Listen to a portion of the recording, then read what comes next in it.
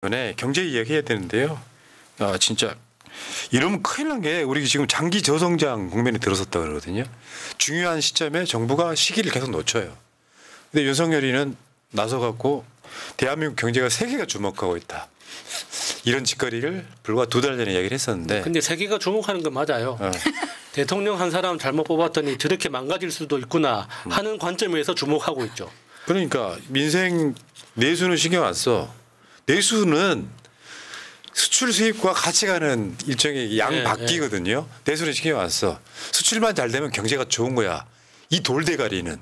아니 아무리 사법시험 구술을 했다고 해도 그 정도 기본이잖아요. 내수는 안 돌아가는데 전 세계가 지켜보고 있다고 하는데 성장률이 0.1%는 저거는 쉽게 표현하면 나가 뒤져에 가까운 거예요. 그러니까 0.1%라는 숫자가 진짜 심각한 게, 그러니까 계속 성장하는 과정에서 삐끗해가지고 0.1%만 성장한 게 아니라 지금까지 계속 바닥을 찍다가 계속 내리막길을 걷다가 기껏 올라간 게 0.1%예요. 그러면 2년 전에 윤석열이 취임했을 때하고 비교하면 여전히 엄청 낮은 숫자에 있다는 맞죠, 겁니다. 맞죠. 사실은 성장했다고 볼 수가 없는데 계속 이런 식으로 가면요, 대한민국은 정부가 시기를 놓침으로써 국가가 개입해서 뭔가를 해야 되는 시기를 놓침으로써 결국에는 계속 이렇게 가는 거죠.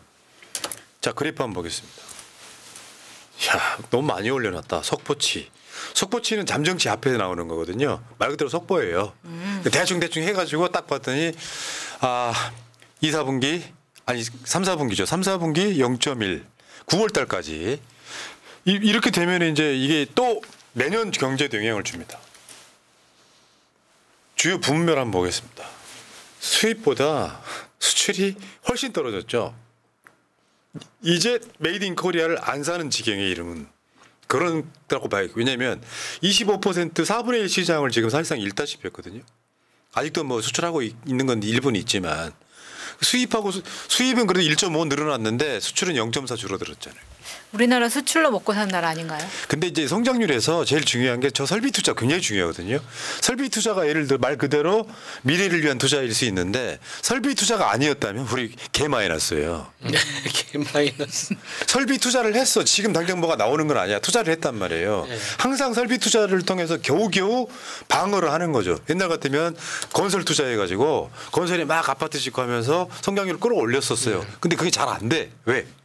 아파트 가격이 사실상은 지금 막 텅텅 비어 있는 상태에서 강남만 오르고 있는 상황이잖아요. 그거는 대한민국 못 살립니다. 그러니까 저 설비 투자도 그 반도체나 배터리 기업들이 그러니까 세계적인 경쟁력 확보를 위해서 그러니까 추가로 투자하는 건데 그 설비 투자의 공통점이 뭐냐면 일자리를 안 만드는 분야라는 겁니다. 그러니까 지표상으로는 설비 투자는 선행 지표이기 때문에 이게 향후 1년 내지 3년 이후에는 성장할 거라는 어떤 그 기대감으로 볼 수도 있거든요. 근데 문제는 저건 기업들만 돈을 버는 거예요. 그렇지. 서민들 일자리하고는 상관이 없는 거라는 거죠. 자, 윤석열이 8월 29일 날 국정 브리핑 할 때도 쟤는 또 그 바이든이 준 저 더 벅스탑 히얼 이거 딱 앞에 놓고 창피해. 해놓고 뭐 국정 브리핑 하면서 해주세요. 블룸버그는 우리 수출 증가를 이렇게 말하면 윤석열이 정상으로 보인단 말이야. 성대모사를 하면 사람들이 댓글을 달아요. 목소리도 듣기 싫다 이거잖아. 어떻게 하라고. 그래도 해주세요. 지금 이렇게 눈 뜬 것처럼. 아마가 블룸버그는 우리 수출 증가를 블록버스터급이라며 한국 경제 붐이 알려지지 않은 것이 오히려 놀라운 일이라고 했습니다.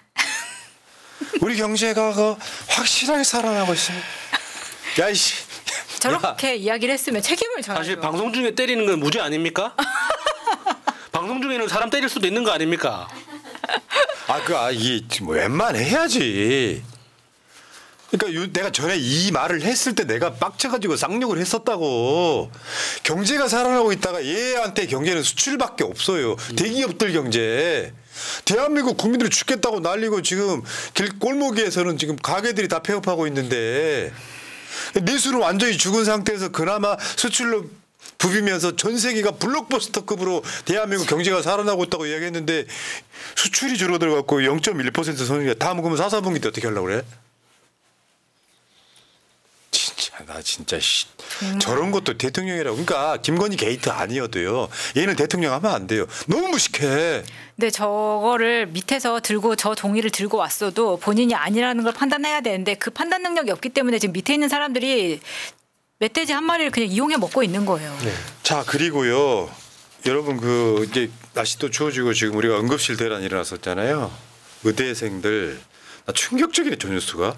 한 달 사이에 전공의 1,000여 명이 재취업을 했는데 상급 종합병원에는 1.7%밖에 안 갔답니다. 나머지는 다 개인 병원 간 거야. 거의 없다는 그러니까 거예요. 상급 종합병원이 우리가 말하는 그 전공의 수련의가 그 대학병원과 대학교 그 의대하고 이렇게 결합돼 가지고 이 전문성을 훈련하는 그런 기관인데 지금 이제 저 말은 다른 말로 하면 해결된 게 아무것도 없다는 거예요. 분명히 9,000명이 넘는 전공의가 사직하고 6개월 넘게 쉬고 있다가 다시 병원으로 복귀했는데 알고 보니까 그게 이전 원래 일하던 곳이 아니라 다른 다 그거보다 낮은 한 단계 낮은 병원으로 그냥 돈을 벌기 위해서 다시 취업했다. 그러면 응급실 대란은 전혀 나아질 수가 없는 예. 거고 100명 중에 2명이 안 되는 숫자만 종합병원으로 갔고 나머지는 돈 벌려고 갔다. 예. 나라 의료 체계의 시스템이 완전 완전 망가지는 망가져. 거예요. 장기적으로는 앞으로 전문의가 안 나온다는 뜻이에요. 그렇지. 그게 네. 뭐냐면 지금 큰 수술을 할 수 있는 의사가 모자라기 때문에 네. 지금 암이라던가 이렇게 급하신 분들이 대학병원에서 예약이 엄청 길게 늘어져 있는 거예요. 그러니까 전 세계적으로 봤을 때 수술이 가능한 그러니까 굉장히 뭐 뇌수술이나 심장 이식 수술이나 이렇게 굉장히 고난이도의 수술이 가능한 나라가 사실 몇 개 없습니다. 그 중에 우리나라가 하나 있는데 지금 우리나라가 그러니까 뭐 영국 병원처럼 될 거다 하는 그런 이야기가 있어요. 최악 아니야? 그러니까 영국 병원이 수술 능력이 많이 떨어지거든요. 이렇게 되면요. 우리나라가 수십 년에 걸쳐서 건강보험 시스템을 완성해 놨잖아요. 네. 나중에 이거 진짜로 의료 민영화로 갑니다.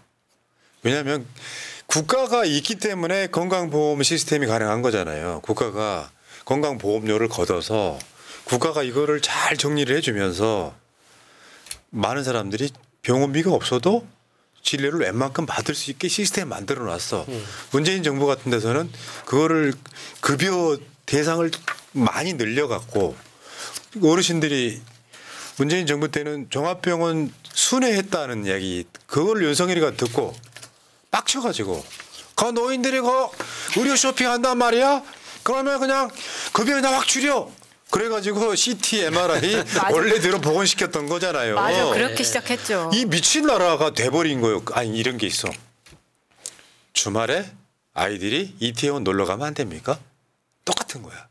어르신들이 건강염려증이 있어가지고 병원 같은데 막 돌아다니는 게 그 꼴을 못 보는 거예요. 지금 이상한 정권인 거지. 건강염려증이 있어가지고 여러분 멀쩡해 보이도 속은 썩어가고 암이 걸렸는지 누가 어떻게 알아. 그렇지. 그런 걱정이 있는 사람도 사회에 사회적 비용으로 일부는 있는 거거든요. 네. 근데 그게 전부 있냐?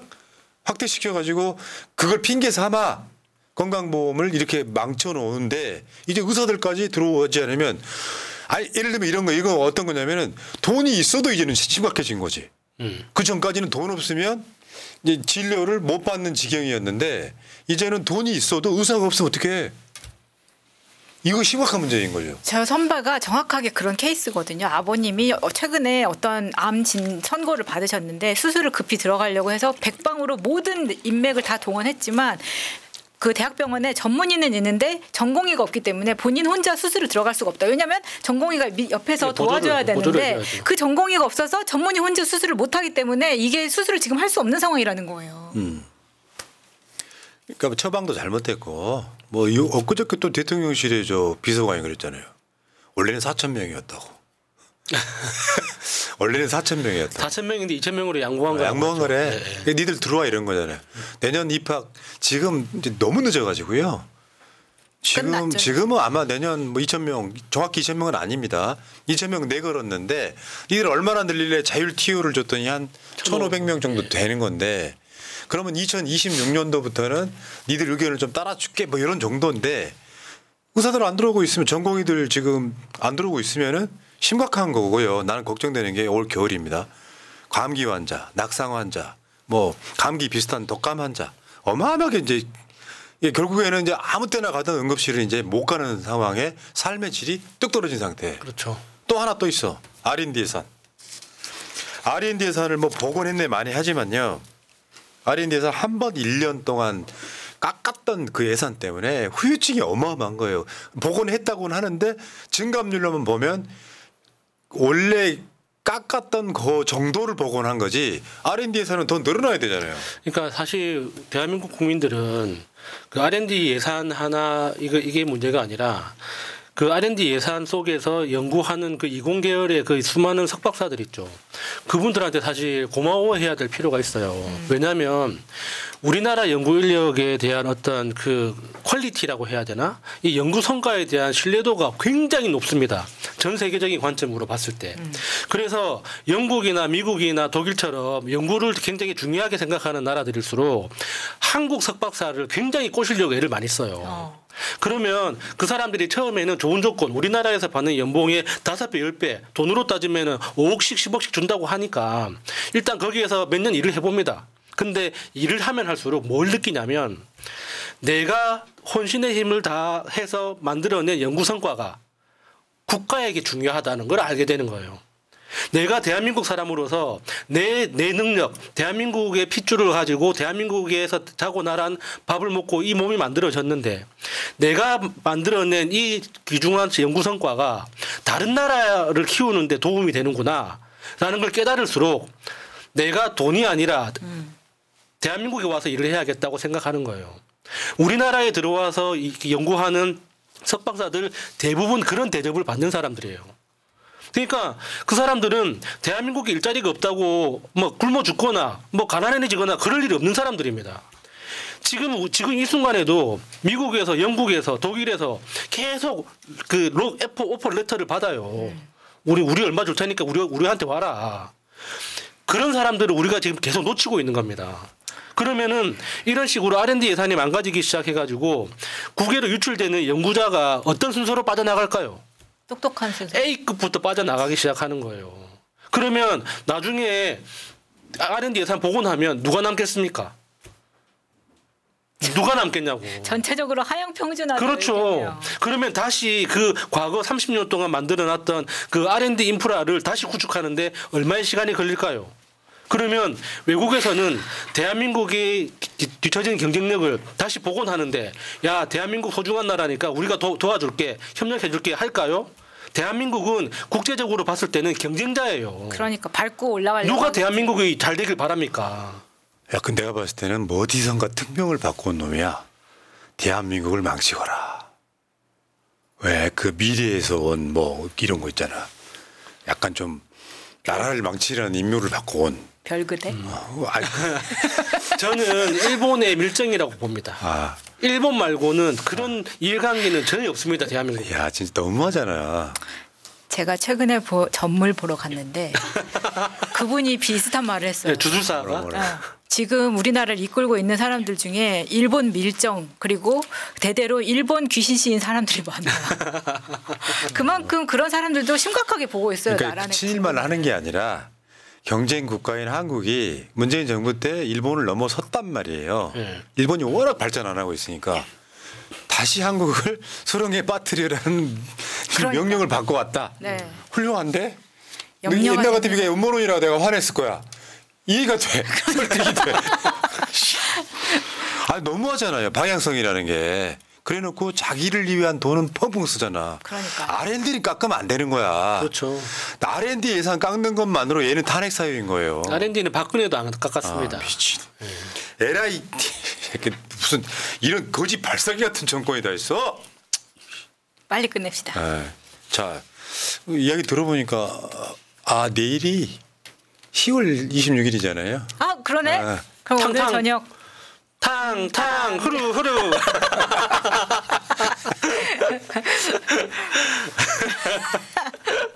정치를 적극적으로 할게요. 적극적으로 하면 되지 않소. 방송을 좀 적극적으로 해 이것들아. 죄송합니다. 네, 또 전보러 갔다 왔다 그랬더니 바로 제가 전봄이 됐어요. 자, 채널 구독 시간이에요. 구독 좀 해주세요. 왜냐하면 이게 사실 방송 수준으로 보면요. 지금 250만 원 돼야 돼. 여러분들 우리 홀대하시는 거야. 맞습니다. 여러분 그 뭐 채널 A나 무슨 연합뉴스 TV가 우리가 제일 가깝거든요. 그나마 구독자가 제일 가까워. 그런 방송보다는 우리가 더 많아야 되는 거 아니에요. 재밌고. 그럼. 그러니까 들어오실 때 좋아요 찍어주시고요. 뭐 2-3시간 동안 여러분의 시름을 잊게 해주잖아. 그럼. 근데 구독을 안 한다고? 자, 그리고 멤버십 18770629 전화 주시면은 소액부터 원하시는 대로 다 이렇게 새날 멤버십 가입을 하실 수가 있고요. 좋아요도 들어오실 때 항상 꼭 눌러주시면 좋겠습니다. 여러분들은 웃긴 게 이해가 안 되는 게 박민희하고 박장범이가 사장인 그 채널이 왜 우리보다 구독자가 많은 거냐고. 박민희 방송에 구독자가 왜 더 많은 거냐고. 이제 화 안 나게 생겼어? 외국 사람들이 많이 보겠죠. 구국의 방송. 케빙신. 아니 새날을 네. 구국의 방송. 구독 좀 해주세요. 예, 감사합니다. 야 한이님, 푸나님 욕이 찰져서 좋은 방송. 이거 로고송 하나 만들면 재밌겠다. 욕이 찰져서 좋은 방송. 참 알겠습니다. 감사합니다. 예, 1부 마치고요. 벌써 끝나는 줄 알고 또 막 실망하신 분 계시네. 아직 남았어. 지금 시간 엄청 많이 남았어. 자, 1부 마치겠습니다.